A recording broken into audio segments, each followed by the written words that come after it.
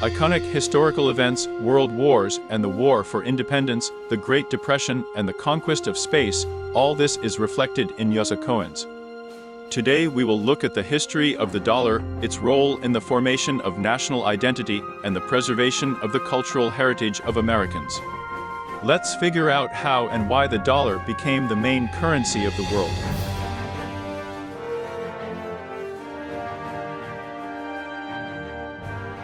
In the era of the beginning of the great geographical discoveries in 1492, Christopher Columbus discovers the New World for Europeans. Half a century later, South and Central America were divided between the Spanish and Portuguese. In the 17th century, England and France joined the division of the American pie.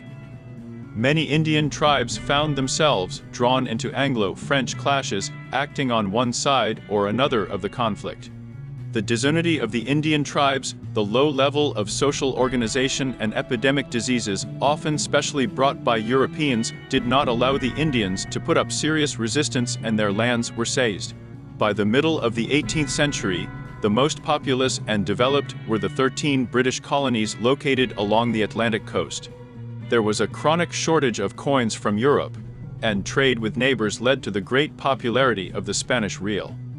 Before the unification of America and the creation of a centralized monetary system, regional coins circulated on the territory of the future United States, such as Massachusetts silver coins, coins of the French colonies, tokens with a portrait of Washington, fugio cents, and many others. Over time, the conflict between the colonists and Britain escalated into the War of Independence, which ended with the creation of a new country, the United States of America. Already in 1776, the colonies began to issue their own money, and in 1785, the Continental Congress of the United States decided that the country's monetary unit was the dollar. Around the same time, the dollar symbol in its modern form appeared. But the symbol first appeared on money only in 1917 on the back of the $1 banknote. The name itself, the word dollar, comes from the word Joachimsteller, the name of a 16th century coin minted in the city of Jachimov in what is now the Czech Republic. Joachimsteller was later shortened to Thaler, a word that eventually found its way into the names of currencies in various European countries, and in English it was transformed into dollar. The first coin officially minted by the US government after the Declaration of Independence was a copper cent. The coin depicts the sun illuminating a sundial with the inscription Fugio. The coin was designed by Benjamin Franklin. However, the dollar, backed by nothing, quickly lost its value. The collapse of the continental currency led to the Coinage Act of 1792, which made the minting of coins a federal government responsibility. It defined the legislative basis for minting money in the United States.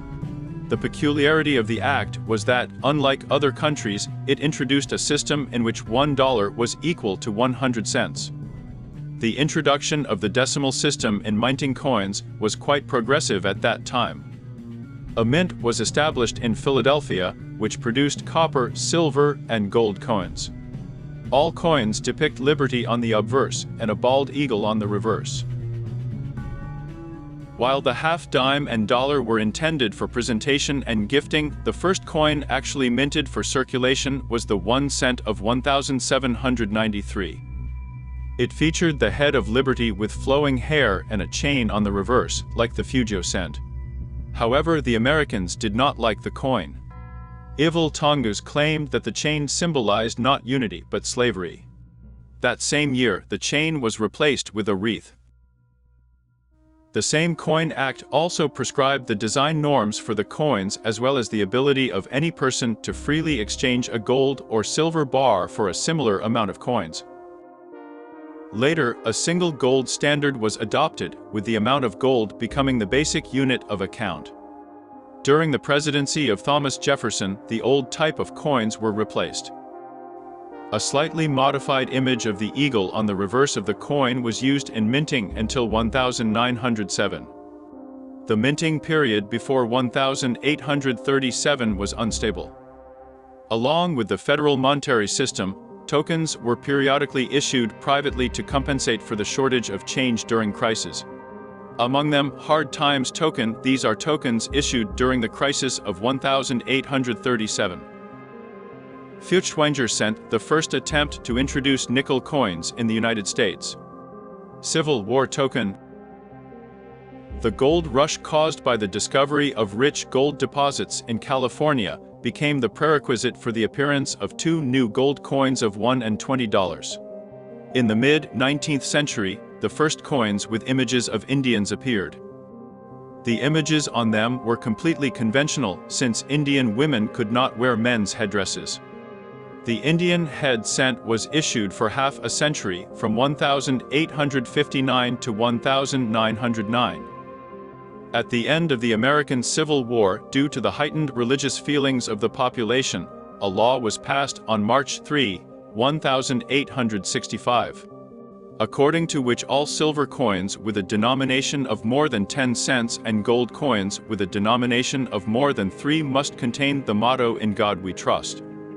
In the second half of the 19th century, China, unlike other countries, adhered to the silver standard.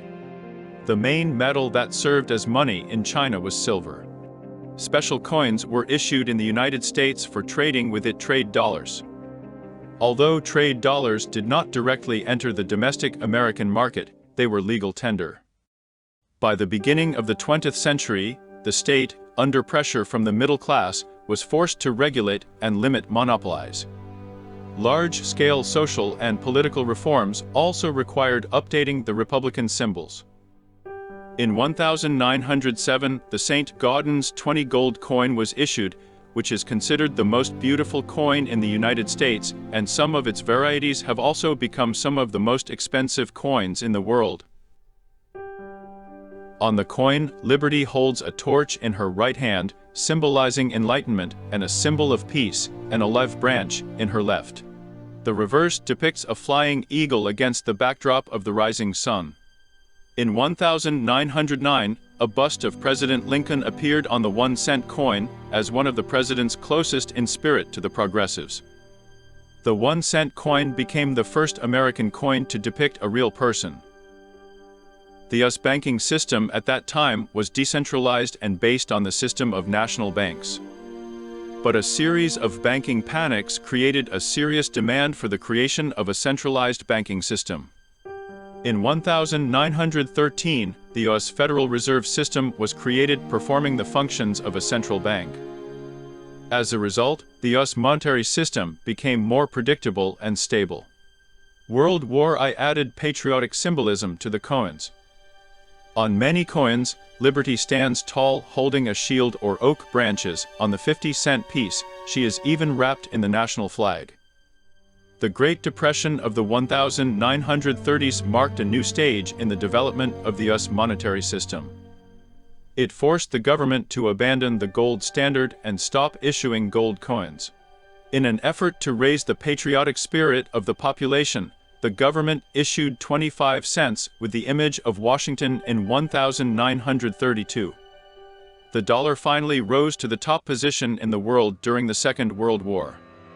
In 1944, the hegemony of the dollar was secured by the Bretton Woods agreements, thanks to which the dollar replaced gold as the world's universal means of payment.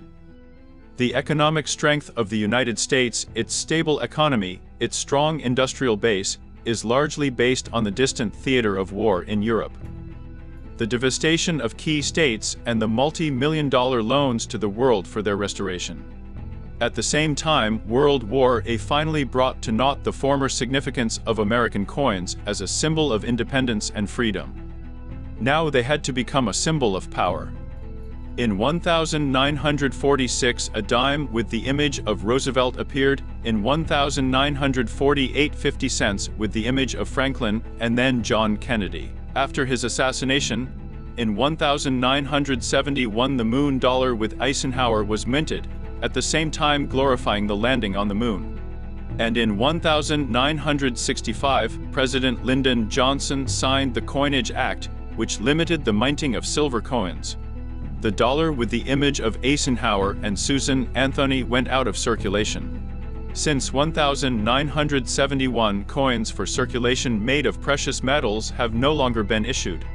As of 2025, only investment and commemorative coins for collectors are minted in the United States from silver, gold, and platinum.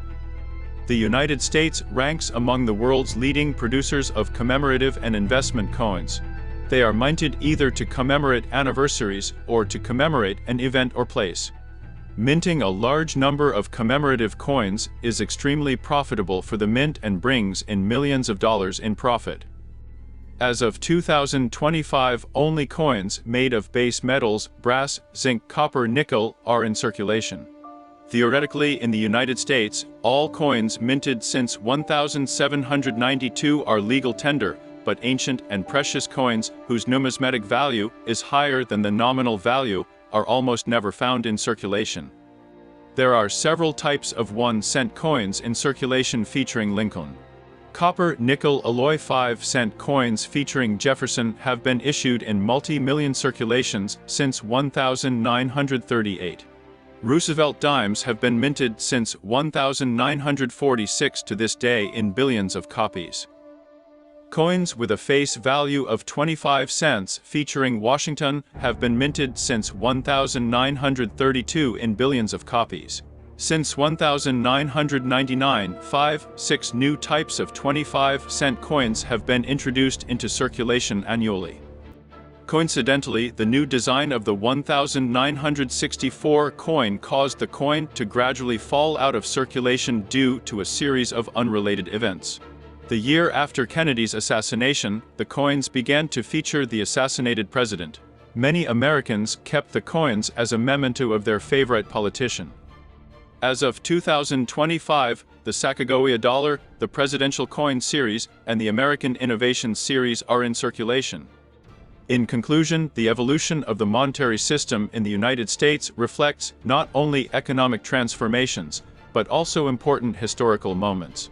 From the beginning of the colonial period, when each colony used its own coins and tokens, to the establishment of a unified and centralized monetary system, the process was shaped by both European currencies and domestic economic needs. Each dollar and each coin carry the history of the country, and also reflect the spirit of the times and national identity.